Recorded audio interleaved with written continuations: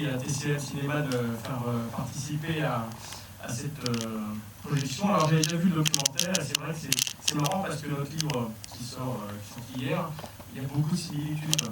On appelle ça Génération Science-Fiction, mais dedans, comme George Lucas, on parle d'Excalibur, on parle de Superman. Voilà, c'est toute cette... nous on appelle ça l'âge d'or des années 80, où on a eu la chance d'avoir à la fois les gens qui faisaient le cinéma, c'était tous les techniciens, c'était tout le hall d'Hollywood. Par exemple, sur Superman, c'est Mario Puzo qui a écrit le scénario. Et finalement, on a eu la chance d'avoir Spielberg et Lucas qui avaient le pouvoir, en plus à l'époque, d'insuffler un souffle nouveau dans ce cinéma, qui était un peu vieillissant dans les années 70, où on faisait du film finalement que pour les trentenaires, et plus, on ne considérait pas les jeunes comme un pouvoir d'achat, et tout d'un coup, les Dents de la Mer, la Guerre des Étoiles ont redéfini le marché du cinéma. Et finalement, dans la suite, on a eu la chance d'avoir Ridley Scott, Blade Runner, Alien, voilà. C'est ce qu'on essaye de parler dans le livre. Là, le documentaire aussi de Laurent Boudreau explique un peu ça, et en expliquant effectivement la grosse difficulté de savoir si finalement Star Wars c'est un film fantastique ou pas, ou de la science-fiction. Ben non, c'est pas de la science-fiction comme explique George Lucas, on est dans un conte de fées. C'est ce que j'espère que ce sera le prochain Star Wars, un film pour les enfants, pas un film pour un gars comme moi de 48 ans. Je suis déjà trop vieux pour regarder tout ça. Mais voilà, le but c'est que ces films-là nous fassent rêver comme ça été des grands enfants. Et Laurent Boudreau, pour finir, j'ai eu la chance de le rencontrer en 97 sur le tournage de Star Wars, l'épisode 1, car lui écrivait le making-of du film, et moi j'ai été pour le magazine de Star Wars, j'allais faire des interviews, et Laurent a commencé comme jeune journaliste à Paris à l'écran fantastique, il y a ça 30 ans. Aujourd'hui c'est le réalisateur attitré de making-of pour Spielberg, pour Scorsese, pour Cameron, enfin c'est devenu monsieur making-of. Je ne sais pas s'il y a des questions déjà, des petites...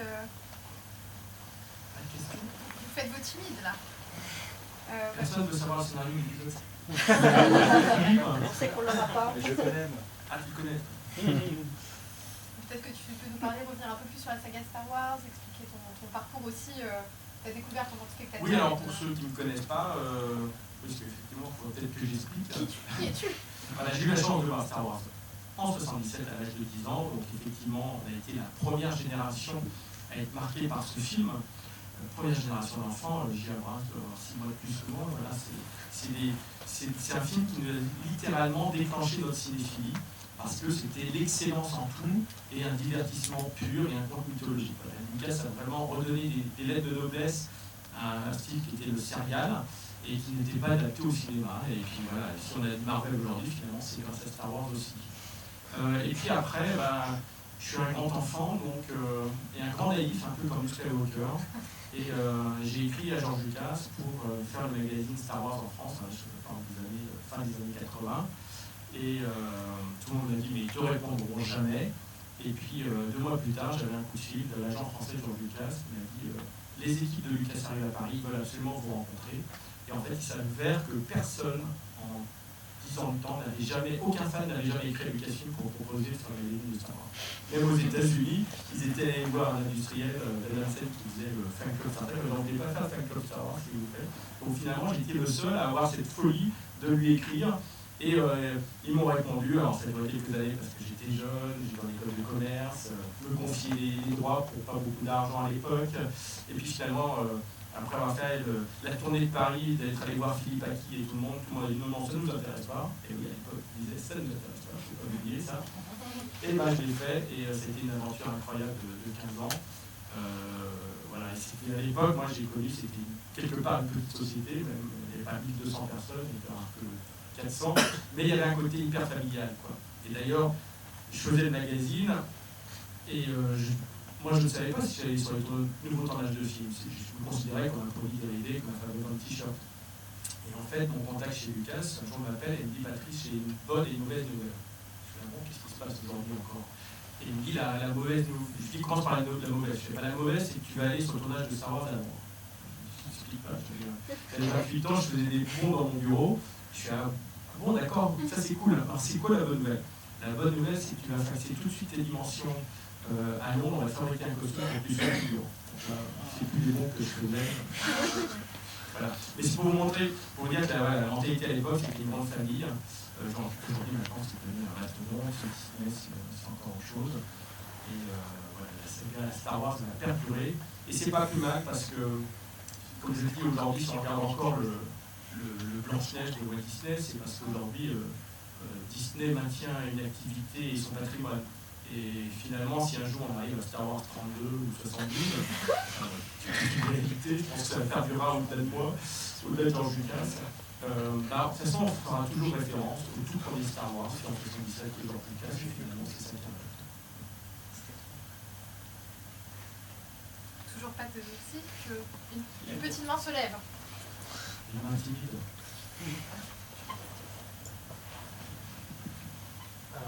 Bonsoir. Bonsoir. Je voulais vous demander, quand on voit le documentaire, on voit que George Lucas il a vraiment un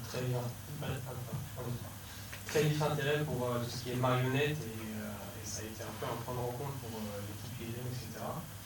Et du coup, je me demandais pourquoi être revenu sur tous ces effets spéciaux à l'ancienne dans les nouvelles éditions de ces anciens films pour rajouter des effets spéciaux numériques par-dessus et les modifier en fait, voilà. si ça lui tient tant à cœur. Je sais que c'est très controversé ce sujet. Je vais vous raconter deux anecdotes. La première, c'est l'acteur Ronnie Coulter. Je pense que vous souhaitez cet acteur belge qui était assez grand, assez gros, je le remercie Bernard. Il avait été casté par Lucas pour jouer l'ami de Indiana Jones dans la série Les Aventures du jeune Indiana Jones. Et il m'a dit, Lucas, un jour j'étais au ranch, et il me dit, Ronnie, viens avec moi, je t'emmène dans la salle de montage. Et ils vont dans la salle de montage, ils sont avec un technicien, et il m'a dit, là, pendant une demi-heure, George Lucas, il me faisait apparaître le soleil, retirer le pont, mettre le pont, rajouter le train, la fumée. Et il m'a dit, tout d'un coup, j'ai eu un gosse devant moi. Voilà. C'est-à-dire que Lucas, il a un rapport à la technologie qui est très important. C'est sûrement son côté un peu visionnaire. Comme j'expliquais aussi tout à l'heure dans le cocktail, c'est que Lucas, au-delà d'être un cinéaste, c'est quelqu'un qui a fait énormément de choses dans sa vie. Il est devenu architecte, il a construit des bâtiments. Et une des choses que peu de gens savent, c'est qu'après le succès de Star Wars, qui a fait 400 millions de dollars aux États-Unis, plus le marché international, sur le premier film, c'est dès 1977, il a investi 3 millions de dollars par an en recherche et développement, chose que personne ne fait à Hollywood. Aujourd'hui, c'est Cameron qui fait ça avec son nouveau Avatar. Mais à l'époque, personne ne faisait ça. Et ces 3 millions de dollars, il a fait pour construire le montage virtuel, sonore et vidéo, les systèmes à vie, c'est le système de chez George Lucas, et pour créer le scan qui permet de mettre la pellicule dans l'ordinateur et inversement l'image de l'ordinateur dans la pellicule. Et donc, il s'est créé petit à petit tous les outils pour faire ces films. Je pense que les relations aux marionnettes, tout ça aussi, ça fait partie aussi, c'est quelque chose qui est de l'ordre de l'enfant. Il aime l'outil, il aime, c'est de l'amusement. Alors que la relation avec les acteurs, c'est quelque chose qu'il n'aime pas du tout. Parce qu'il est confronté à des gens qui lui font face. Après, sur ces films, le premier Star Wars notamment, il avait un budget réduit pour faire une œuvre colossale, dans un temps imparti réduit. Et en réalité, le Star Wars, lui, il l'a toujours vu avec les défauts. Moi, mon livre, là, les gens m'envoient des gens, c'est génial, mais moi, avec Arnaud, on voit que les défauts. Quand vous faites quelque chose, vous voyez que les choses que vous avez loupées. Lucas, il avait grosso modo 30 à 35% du film de Star Wars qu'il n'aime pas, parce qu'il n'a jamais eu la technologie, il n'a jamais eu l'argent, il n'a jamais eu le temps de faire certaines choses. Donc, au moment de l'édition spéciale, ils ont cherché un truc pour réactiver un peu la machine Star Wars qui était un peu, comme je vous dis à l'époque, début des années 90, c'était un peu oublié, hein, il n'y avait plus même de produits dérivés dans le monde. Ils se sont dit, tiens, et si on ressortait pour les 20 ans de la guerre des étoiles, la saga Star Wars, notamment le premier Star Wars, et ça serait le bon moment de se dire, de réinvestir 5 ou 10 millions de dollars dans les effets spéciaux, et puis finalement de se payer ces nouveaux effets grâce à une nouvelle ressortie. Et voilà, c'est pour ça que lui, il a considéré qu'il fallait changer certaines choses. Ça permettait aussi, dans sa vision, de faire les nouveaux films, de moderniser le film pour les nouvelles générations. Et puis au passage, c'est George, il a eu besoin de s'amuser, de rajouter des petites séquences, ou de rajouter la fameuse séquence avec Han Solo et Jabba the Hutt, qui n'était pas dans la version originale, qu'il avait tourné, sur lequel il n'avait jamais pu faire d'effets spéciaux. Voilà. C'est George. Maintenant, ce que moi je lui reproche personnellement, dans les sorties Blu-ray, c'est de ne pas proposer à la fois la version originale et la version truquée. Maintenant, sur Star Wars, il y a d'autres problèmes, c'est qu'effectivement le négatif original est complètement foutu.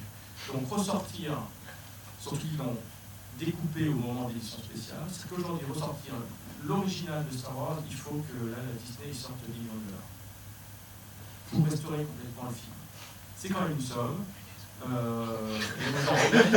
aujourd'hui, en plus, il y a un problème de droit parce que toujours à Fox, donc je crois que tant que les droits ne seront pas scellés avec Fox, on ne saura pas qui va réinvestir l'argent. Et il y a encore un autre problème, c'est quel est le droit d'auteur sur George Lucas. Ça, je ne sais pas, dans le droit américain, c'est toujours très complexe de savoir. Est-ce qu'aujourd'hui, il peut toujours interdire une sortie de son édition originale? Je ne sais pas. Voilà, donc on verra si dans le futur ça se fera. Je pense que ça serait bien pour le public, parce que moi, ma génération, c'est la version originale qui est notre padette de Proust et pas la version 20 ans plus tard de l'édition spéciale. Et Spielberg, ce qu'il a fait sur le qui, c'est qu'il a proposé les deux versions. Et puis même pour l'histoire du cinéma, c'est quand même important d'avoir ça. Au passage, il y a une version édition spéciale des Aventuriers de l'Arche perdue. Peu de gens le savent. Dans les versions HD passées en télé, il y a eu des trucages de recettes. Mais dans la version qui sont sorties en Blu-ray, Spielberg a tout fait retirer pour pas se faire allumer. Et ça fait une version originale. Il y a d'autres questions? Je vais demander de l'aide. Je suis fier dans mes explications. Bonsoir. Je vous ai rencontré il y a maintenant 10 ans à Star Wars de Réunion Macron. Vous aviez 4 ans à l'époque. Et plus tard, la deuxième en 2007. Oui. Et du coup, ma question, c'est par rapport à Lucas. Est-ce que vous ne pensez pas que c'est un révisionniste de sa propre histoire, déjà en termes de réalisation de ses films, c'est-à-dire qu'il retouche énormément ses films. En Blu-ray, bon, il a encore modifié les effets spéciaux, il en a rajouté toujours et encore comme d'habitude, mais c'est son plaisir. Bon, bien sûr, je pense par exemple au son de Vador criant dans Retour du Jedi, qui est un parallèle au son de Vador dans La Revanche des Sith. Bon, il y a un côté un peu intelligent, mais quand même. Et dans son discours, j'ai l'impression qu'il est pareil, c'est-à-dire qu'en 77 ou même 79, dans des interviews, on le voit très très sérieux par rapport à sa création, qui est devenue, qui l'a dépassé finalement. Et aujourd'hui, il en parle un peu de manière, j'ai l'impression, cynique. Elle est même d'ailleurs dans des interviews récentes par rapport à Disney. Il disait c'est parti, ou il disait Star Wars c'est un soap opéra. Donc j'ai l'impression qu'il a tendance à rabaisser sa saga. C'est-à-dire que bon, il y a deux questions. Oui, il dit effectivement, mais voilà, on a quelque part, c'est passé en 40 ans, et George Lucas d'aujourd'hui, c'est pas le George Lucas d'il y a 40 ans. Tout le monde change. Un peintre change quand Picasso, on parle de sa période rose, de sa période bleue. Le Lucas aujourd'hui, ou Spielberg aujourd'hui, fait pas le film d'il y a 40 ans. Moi, changer sa propre création, je dirais, si un peintre il va revenir sur son tableau jusqu'à la fin de ses jours, je dirais, il a le droit, c'est son nom, c'est l'œuvre de George Lucas. Moi, Patrice Giraud, qu'est-ce que je me permets de lui dire? Non, Georges, tu n'as pas le droit de faire tes effets. C'est son film. Maintenant, ce qu'on lui reproche, c'est effectivement de ne pas proposer à nous un film qui a touché le public d'une manière mondiale et de ne plus l'avoir aujourd'hui. Donc là, il y a un côté un peu égoïste. Voilà. Mais il considère qu'il est dans son droit. Qui a raison, nous ou lui. Vraiment, c'est lui qui a raison, c'est lui qui a le pouvoir. Mais l'autre chose, c'était donc... vous me disiez... Son côté cynique. Cynique, bon. C'est-à-dire que... oui, c'est ça. C'est qu'en fait, Coppola dit, finalement, avec Star Wars, on a perdu George Lucas, le réalisateur. Parce qu'effectivement, comme je le dis, la relation entre George et Star Wars, c'est la théorie du maître et de l'esclave. C'est qu'aujourd'hui, pourquoi il a vendu à Disney? C'est parce que finalement, il est devenu l'esclave de sa propre créature. Et qu'aujourd'hui, finalement, à l'âge de 70 ans, il a dit pour que Lucasfilm tourne, il faut faire une nouvelle trilogie. Là, il a acheté des bons, parce que ça repartir pour 10 ans, 80 ans, c'était pas possible. Donc, il a préféré vendre et dire bon, ça c'est flambeau. Star Wars, il prend longtemps. Voilà. Est-ce qu'il est cynique? Oui, parce que de toute façon, il est à la fois cynique et à la fois, je sais qu'il est très troublé que son œuvre ait eu un tel impact dans le monde entier. C'est un truc qu'il n'arrive même pas à comprendre. Il n'arrive pas comment lui, George Lucas, a pu faire un film qui aujourd'hui, 40 ans plus tard, est un phénomène mondial. Et pour lui, c'est de l'ordre de l'irrationnel. Il pense qu'il a été touché par le dimanche, je ne sais pas. Mais pour lui, c'est irrationnel. Ce n'est pas normal. Donc effectivement, de toute façon, même George Lucas, nous on peut se dire ouais, comment il a pu créer ça, mais je pense que même lui-même il se pose toujours la question de comment j'ai pu créer ça. Donc de toute façon, il doit avoir un rapport par rapport à sa création qui est de l'ordre du panorama. Et quand il a abordé ces deux films, de toute façon, il était, je pense, un peu perdu de savoir, et d'ailleurs je pense que même lui-même s'est un peu perdu dans ce qu'était vraiment Star Wars, tout comme Spielberg s'était trop perdu par rapport à Indiana Jones sur Indiana Jones 4, c'est qu'à un moment il ne savent même plus, il n'arrive pas à comprendre qu'en est l'âme de ces choses. C'est ce qu'on espère qu'il y aura dans le nouveau Star Wars, c'est qu'ils vont recapturer ce qui était la magie de ces films. Mais une fois de plus, je pense que c'est très dur de faire Star Wars à 30 ans et de faire un Star Wars quand vous avez 50 ans. Vous avez complètement changé, lui-même a changé, le public a changé, et il est dur de recapturer dans le temps ces films. Mais ça se voit dans les deux trilogies, dans le sens où dans la première, il y a la force comme un concept mystique, et dans la deuxième, ils sont obligés de la scientifiser, d'en faire avec le concept des midi-chloriens. Et il y avait une légende comme quoi il avait eu un accident étant jeune, et il a survécu, il aurait découvert la force, et ouais, c'est un peu fou. Dans la réalité sur la force, c'est une idée de Gary Kurtz, le producteur de Star Wars, l'original, qui lui était bouddhiste. Et en fait, initialement, dans les premiers scénarios, il avait un cristal, le Kyber cristal, qu'il allait chercher, qui avait un pouvoir. Et Gary Kurtz a porté justement son côté bouddhiste et il a dit si c'était une force mystique qui les dépassait complètement. Et c'est comme ça que c'est arrivé. Et d'ailleurs, certains pensent qu'il a créé les midi-chloriens dans l'épisode 1 pour faire comprendre à Gary Kurtz que sa création à lui n'est pas et donc, George Lucas, c'est quelqu'un de très gentil. Là. Je l'ai vu plusieurs fois, j'ai déjà avec lui, mais ils ont quand même des égos, tous ces gens-là, et c'est normal. J'ai une question sur la numérotation des épisodes. Parce que, à quel moment est-ce qu'il y a des seconds concepts de faire en France, il voulait faire 9 films Alors, sur le tournage en Tunisie, Marc Hamill précise que George Lucas lui parlait de 12 épisodes, donc de 4 trilogies. Quand le film est sorti, il ne parlait plus que ces 3 trilogies. Voilà.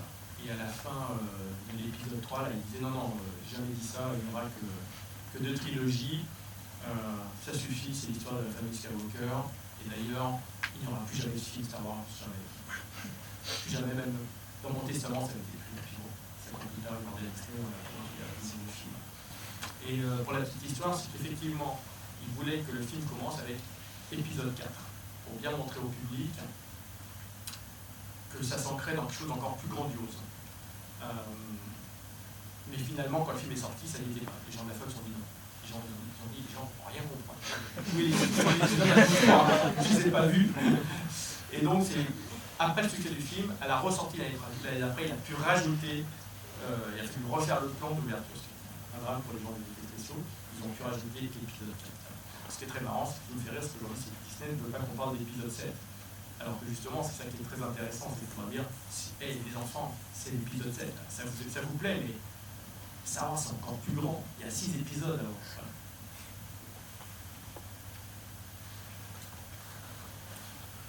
Si vous avez d'autres questions, sinon on va pouvoir peut-être conclure la soirée et passer à la question pour le public. C'est l'heure du Père Noël. Il y a une dernière question. Il n'y a pas de problème.